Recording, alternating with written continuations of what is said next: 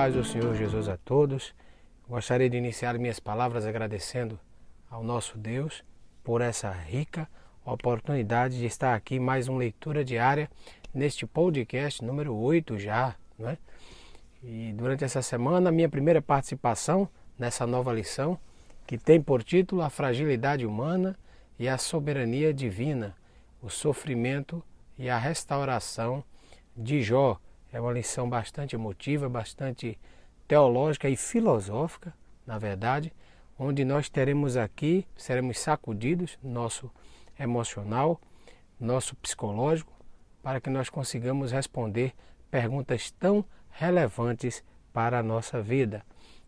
Sem mais delongas aqui, iniciar a leitura diária dessa terça-feira, que a mim ficou incumbido de trazer uma breve reflexão sobre o assunto e observando aqui que nesse tema nós temos um homem com uma família sólida e está baseado no próprio livro de Jó, no capítulo 1, versículo 2, e diz assim a palavra do Senhor: Nasceram-lhes 7 filhos e 3 filhas.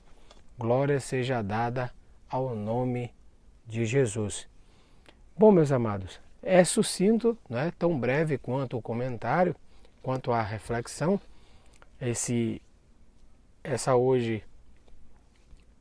trecho em que nós estamos aqui meditando, apenas um versículo da palavra de Deus, que traz tão somente uma informação: 7 filhos homens e 3 filhas mulheres, no total de 10 filhos. E por que isso aqui é importante para nós nesse contexto? É importante porque mostra que era numeroso. E eu quero chamar a atenção do querido ouvinte da palavra do Senhor, onde está inserido. É logo onde inicia o rol, sabe aquela ideia de inventário? Pois bem, nós estamos aqui olhando o inventário de Jó. A família é tido aqui como o primeiro bem que Jó possui. Depois das qualidades de Jó, que nós vimos aí em Jó primeiro, nós agora começamos a analisar o que Jó possuía, o que Jó tinha. Então, nós vemos como de mais precioso e valioso para ele aqui essa numerosa família. Essa família que habitava em Uze, e aqui eu chamo sua atenção mais uma vez, não é U dos caldeus, é Uze, que se encontra a oriente da Palestina, mais para o lado árabe do que o lado judeu. E esse contexto dessa família, nesses moldes, né, nesse tipo de organização, se caracteriza por patriarcal. Explico o que é isso. Patriarcal era uma organização social em que uma pessoa mais velha tinha uma grande e numerosa quantidade de componentes na família, e deles era prestigiado com honra e respeito. E é nesse cenário patriarcal que Jó viveu. Foi durante o período patriarcal que Jó teve aqui a sua história acontecendo. Então nós temos aqui a referência tão somente ao número de filhos, porque aqui a família é tida como bênção. Tida como bênção porque cabe observar que várias mulheres de Deus, durante a história, principalmente do Antigo Testamento, sofreram muito por não ter conseguido engravidar, por não conseguir um filho. Vou citar aqui apenas 2 exemplos para nós otimizarmos o nosso tempo. O exemplo de Sara, que não conseguia, que recebeu uma promessa da parte de um anjo do Senhor e sorriu, porque não acreditava que pudesse ainda conceber a luz, ainda sendo de idade avançada. E no seu desespero por ver a sua irmã ter tantos filhos e ela não, Raquel, no livro de Gênesis capítulo 30, versículo 1, demonstrando a aflição de Raquel, onde ela se desespera pedindo ao Senhor um filho para dar ao seu esposo. Como uma vergonha por ser seca, como era considerada na época, e não gerar frutos. Nós também temos aqui por base alguns versículos em Gênesis que nos embasam a importância da família e a família tido quanto riqueza. Em Gênesis 12, capítulo 2, nós vemos que o Senhor faz uma promessa que de Abraão fará uma grande nação. Em Gênesis capítulo 13, versículo 16, nós temos também que eles serão tão numerosos quanto o pó da terra. Então, contando, quem for capaz de contar o pó da terra, será capaz de contar a família tão numerosa aqui de Abraão.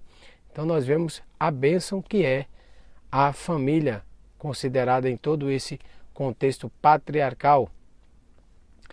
É interessante também nós frisarmos que uma das características marcantes que nós podemos enfatizar ainda mais e ter mais convicção de que Jó viveu no período patriarcal era o sacrifício que ele fazia de madrugada, um sacrifício para cada filho. Então eram 10 sacrifícios que Jó fazia por talvez os seus filhos pecarem.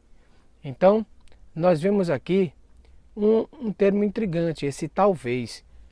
Já havia alguém considerar que os filhos de Jó não eram pessoas que exaltavam o pai, que honravam o pai, eram pessoas que viviam uma vida desregrada. Alguns pregavam assim, mas analisando as escrituras do Senhor, nós vemos que eles davam honra ao seu pai, faziam festa, e eu acho que esse termo causou tanta dubiedade de sentido, quando ele diz cada um por sua vez, que denota, poderia nos considerar uma ocasião do aniversário, por eles serem prósperos e estarem felizes e poderem comemorar, eles faziam isso todos unidos. E a Bíblia aqui enfatiza também que eram chamados todos os filhos e filhas. Veja que é uma das características de estarem todos reunidos, honrando o seu pai tinha lugar de honra. Então, não querendo entrar aqui no mérito de como era o perfil dos filhos de Jó, mas tão somente para acentuar aqui que essas questões, elas existem.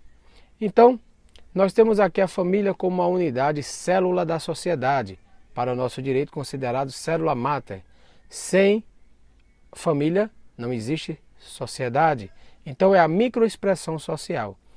Então nós temos a importância da família aqui acentuada como uma bênção na vida da vida de qualquer ser humano. A vida em sociedade, ela requer, ela precisa, ela é fundamentada na sobrevivência da família. E para a família resistir, ela deve ser sólida. Famílias fragilizadas, ela tende a se fragmentar, ou seja, eles não ficam unidos, eles não têm comunhão uns com os outros. E é isso aqui que hoje eu gostaria de trazer a nossa reflexão. É justamente o lado de que, para que os filhos tivessem este tipo de postura, agiu aqui Jó e sua esposa de forma diligente com seus filhos, os educando e os ensinando a andar no caminho do Senhor e se fortalecer, instruindo eles, porque Jó era um homem temente a Deus e que se desviava do mal. Era um homem justo, como nós vimos ontem aqui na leitura diária, em Jó capítulo 1, versículo 1. Então nós vimos que essas características do pai, o pai ensina para seus filhos diligentemente e os filhos dão continuidade a este legado. Contudo, nós sabemos que após acontecem várias tragédias, mas que nós não vamos aqui dar esses spoilers futuros. Para hoje fica a importância da família.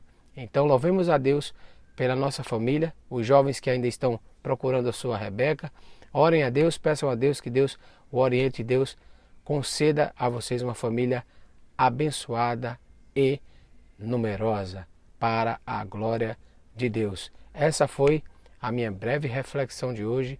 Um grande abraço do seu irmão Edgar e fiquem na paz do Senhor Jesus.